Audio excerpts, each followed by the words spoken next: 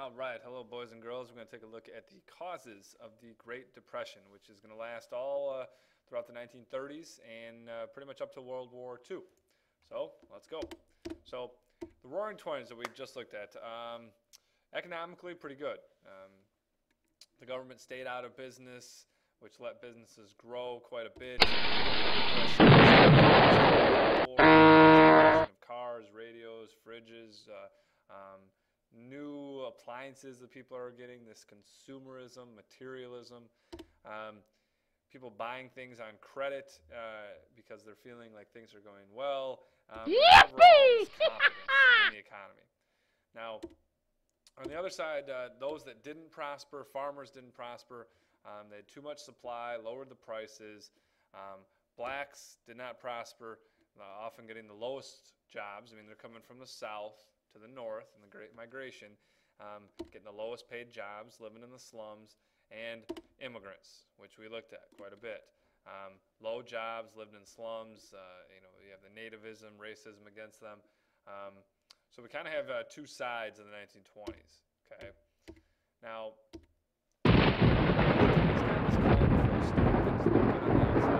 all these problems underneath are finally going to get exposed and blow the roof off the economy, so to speak. All right. So first, to clear something up, every time we get to the Depression, kids are like, "Oh, this is really sad. Why we got to learn about depression?" No, we're talking about an economic depression. All right. You hear these terms thrown around in the news. So you have a recession, several months of economic decline, depression, at least a year of economic decline. Things never going up, solidly declining, and we're going to see this throughout the entire 1930s. Okay, old joke: a recession is when your neighbor loses his job, and what do you think a depression is? That's when you lose your job. Okay, so we're looking at an economic depression. Kind of a recession on steroids. Okay, so first issue, first cause, this uneven distribution of money. Okay, in the 20s, generally the rich got richer, the poor got poorer. Right? If you were poor, you got even worse off. If you were rich, the 20s were great. You were living the high life. Now, what we're going to see is a huge number of these low-income people. 70% of families in the U.S. Earning less than $2,500 a year. This is kind of an alarming statistic, and we'll look at this in class. The top 0.1%, okay, so one person out of every 1,000 has a combined income of the bottom 42%. So what you have is a few people that are super crazy, Bill Gates rich, but then a bunch of people that are struggling, okay, and this is going to cause problems. All right. Here's kind of the best example here. You have John D Rockefeller, one of the richest men ever to live. His wealth alone, 2% of the GDP. And then you have farmers, on the other hand, which is about 50% of the country, making even less, 40% of the national average, which the national average is already pretty low. Okay, so you have this huge uneven distribution of income. All right. Now, the next thing, the farming problems. Okay, demand is going down. Okay, and prices are going down. Okay, it's because they got too much stuff. They got too much machines that they bought. During the war, production is high. And people are buying the food they need it for the war. Now, after the war, demand goes down, prices go down, farmers can't pay off these massive debts. Okay?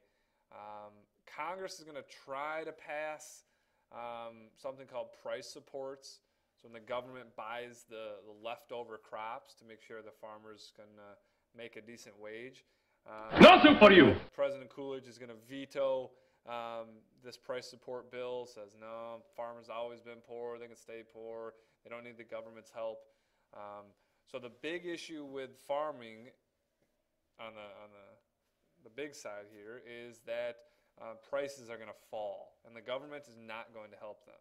Okay, so you have big uneven distribution, income gaps, and you have farming problems. The prices are too low. Okay. Number 3.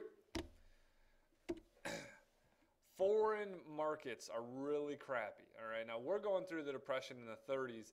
The rest of the world, Western Europe especially, went through it in the 20s. Okay, so after World War I, Europe's economy is trashed. I mean, that's where all the fighting's going on. That our businesses are protective. So they pass a really high tariff. And a tariff is just a tax on imports. Okay? So they're going to say, you know what, we're going to raise taxes on anything coming into the country. So that way, anything that's exported, that's foreign goods, those are going to be more expensive. So obviously, if you're a consumer in the United States and you have the choice between an American-made good and a foreign good, which one are you going to buy? Well, you're going to buy the American good because the foreign one is more expensive because of these tariffs. Now, what do you think the rest of the world is going to do? They're looking at the United States like, what the heck? You guys are raising your tariffs. We can't even sell to you guys because it's so high. Well, they're going to raise their tariffs. And now every country has these really high tariffs, which world trade is going to go down a ton. Okay, world trade drops by 40% because, like I said here, in reality, it has the opposite effect. Foreign countries raise their tariffs. We won't trade with them. They won't trade with us. Okay, so we have these huge uneven distribution of income. Okay, and you have the farming problems of the prices going down, and now the foreign markets. Nobody's trading because of the taxes. All right. Now, too many people living on credit. All right. Now, many people start buying goods on credit. This idea of buy now, pay later. All right. Because in the 20s, generally the economy's going well. People think, hey, what the heck? They're gonna pay us back. And businesses give easy credit, and consumers start piling up huge amounts of debts. Now, credit on the surface isn't a bad thing.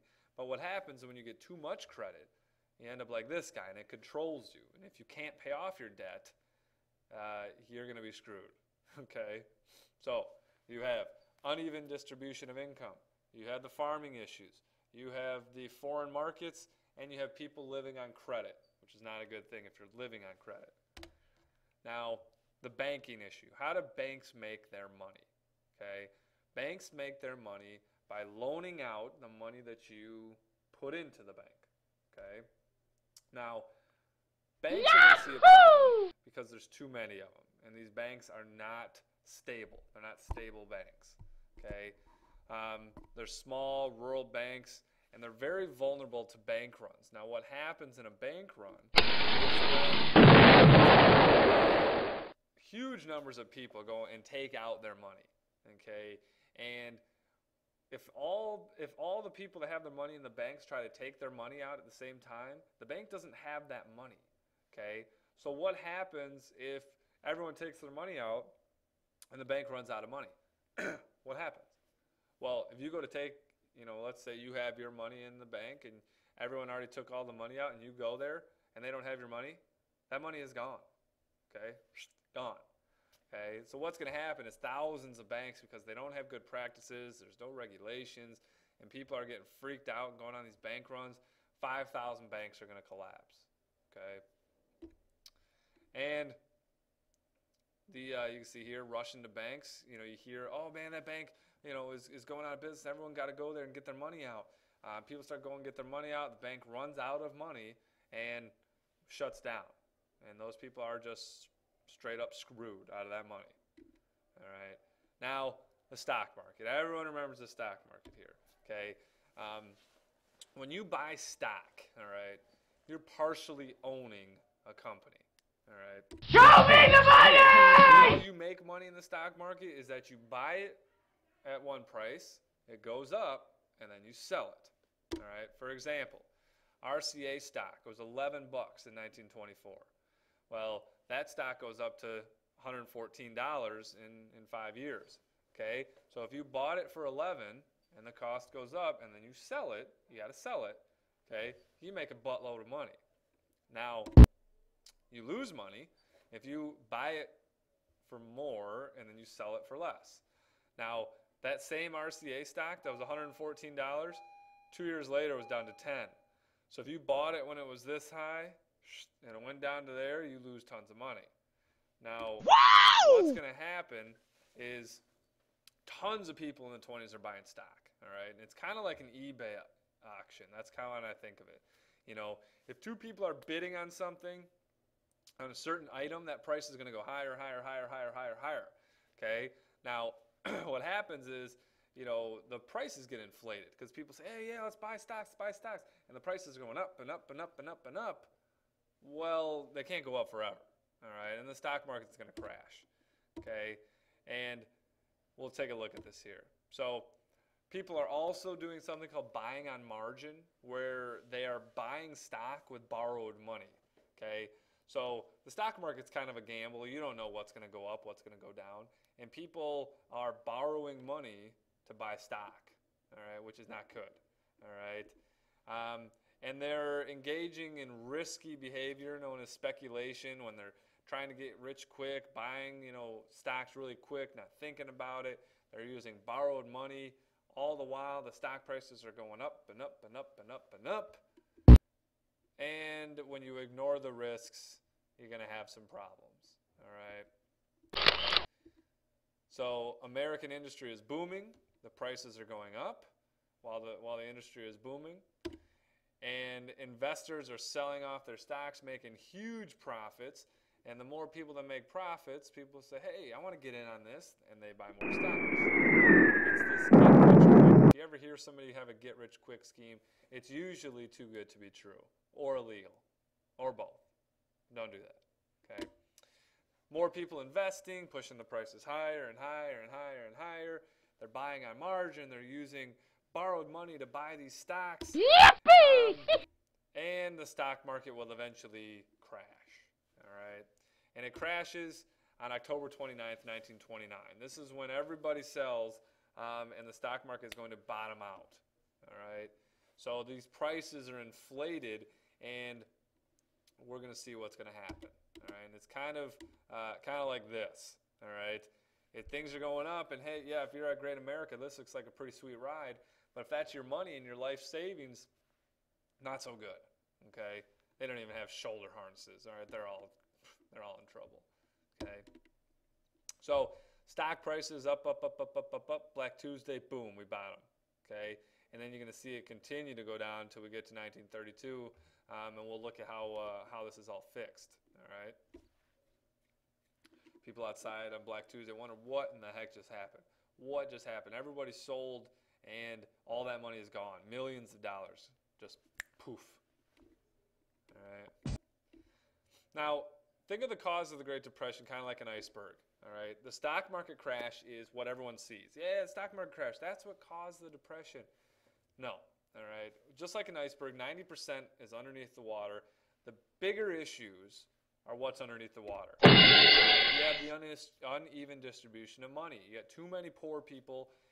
You know, the money is only in the hands of a very few super wealthy people. That is not good. Okay. You have the foreign markets with the tariffs being too high. Nobody wants to trade with anybody else.